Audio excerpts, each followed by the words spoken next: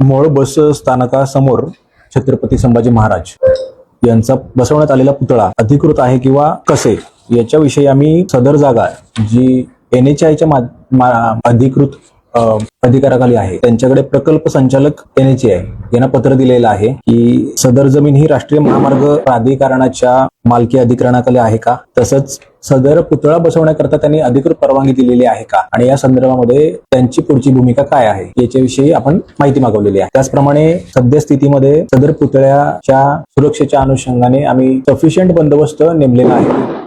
या ठिकाणी कायदा सुव्यवस्था अबाधित आहे, पूर्णपणे शांतता आहे आणि तेथील लॉ आणि ऑर्डर मेंटेन करण्यासाठी, शांतता ठेवण्यासाठी आम्ही सक्षम आहोत। सदर बैठकीमध्ये विविध राजकीय पक्षांचे प्रतिनिधी होते, लोकप्रतिनिधी होते, नागरिक होते, पत्रकार बांधव होते आणि त्यांच्याशी आम्ही चर्चा केली असता त्यांनी त्यांच्या मागण्या पुढे ठेवल्या। पोलीस प्रशासनाच्या वतीनं आम्ही या ठिकाणी कायदा सुव्यवस्था राखण्याची जबाबदारी जी आहे ते आम्ही पार पाडू असं आम्ही सांगितलं।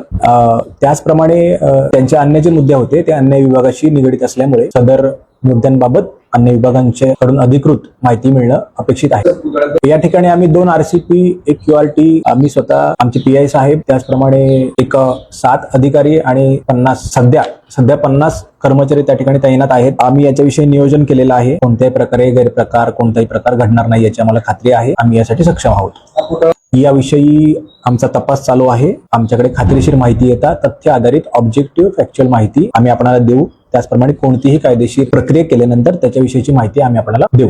सद्यस्थितीमध्ये मात्र याचा तपास किंवा याच्या अनुषंगाने चौकशी चालू आहे। नागरिकांना आवाहन करेन की मोहोळ सोलापूरला एक चांगला सांस्कृतिक वारसा लाभलेला आहे। मोहोळ एक चांगलं शहर आहे, प्रगती अभिमुख शहर आहे। या ठिकाणी कायदा सुव्यवस्था राखण्याकरता पोलीस प्रशासनाला आतापर्यंत त्यांनी सहकार्य केलेलं आहे। निवडणुकाच्या काळामध्ये अतिशय चांगल्या प्रकारे निवडणुका पार पडल्या, तसंच या ठिकाणी कायदा सुव्यवस्था राखण्याकरता त्यांनी सहकार्य करायचं आहे। मी आपणाला सांगू इच्छितो की समाजाच्या सर्व प्रतिनिधी, राजकीय असतील, सामाजिक असतील, पत्रकार बांधव सगळ्यांशी आम्ही कम्युनिकेशन मध्ये आहोत। त्याच्यामुळे आम्हाला खात्री आहे की या ठिकाणी अशा पद्धतीने शांतता सुव्यवस्था राखली जाईल।